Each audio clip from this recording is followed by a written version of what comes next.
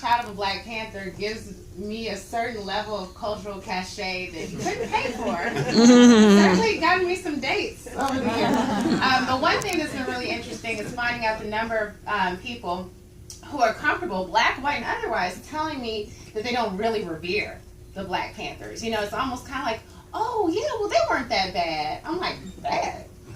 That bad? Bad at all, you know, because I grew up with having this idea of them as being these amazing heroes, and for all their shortcomings, that was something that we certainly discussed in my home. You know, they were not perfect, and that the 10-point plan was not realistic.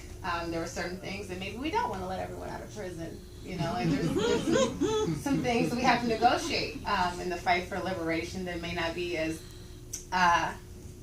simple as saying these are the 10 things that we want.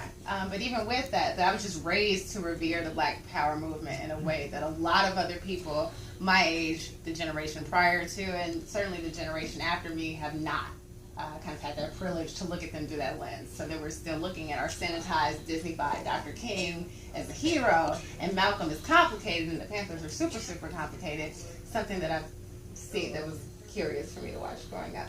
So with that was my 12 cent. If there was anyone who has any questions for the fantastic director.